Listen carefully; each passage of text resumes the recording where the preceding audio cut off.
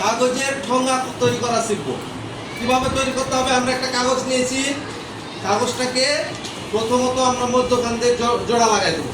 দিয়েছি, দিয়েছি, জোড়া লাগাইছি। এবার কি করব?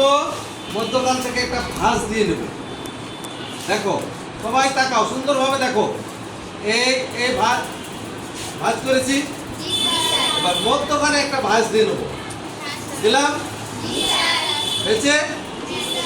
এবার মধ্যখানের পরে এই কাজ করবো। দেখো করেছি, এরকম এদিকও করে নেব।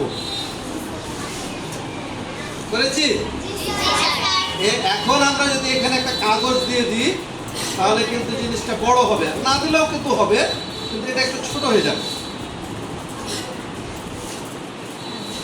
দেখো একটা ভাঁজ দিলাম না? দিয়েছি। এই ভাঁজটাকে এখন এটার উপরে লাগাই দেবো। দেখো তো,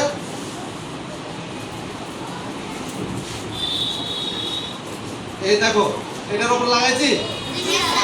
এবার এটাতে একটু আঠা লাগাই দেবো। আঠা লাগাই দিলে আমাদের ঠোঙা তৈরির কাজ সমাপ্ত হয়ে যাবে, কাজ কমপ্লিট হয়ে যাবে।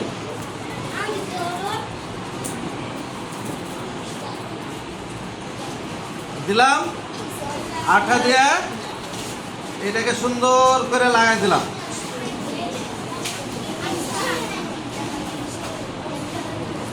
লাগাইছি। এখন দেখো তো একটা ঠোঙা তৈরি হচ্ছে না? এখানে যদি আমি একটা কাগজ দিই তাহলে এটা কিন্তু অনেক বড় হয়ে যেত। এই দেখো, এখন এটাতে ইচ্ছা করলে তুমি কিছু নিয়ে যাওয়া আসা করতে পারবা নাকি? তাহলে আমরা প্রথমে কি করলাম? একটা কাগজ নিলাম। কাগজ নিয়েছি না? কাগজ নিয়ে মধ্যখান থেকে আগে লাগাই দিলাম। লাগাই দেওয়ার পরে এটাকে উল্টালাম। উল্টার পরে সুন্দর করে কোনা করে নিলাম। কোনা করে নেওয়ার পরে এখানে আঠা লাগাই দিলাম। একটা কাগজের ঠোঙা তৈরি হয়ে গেল।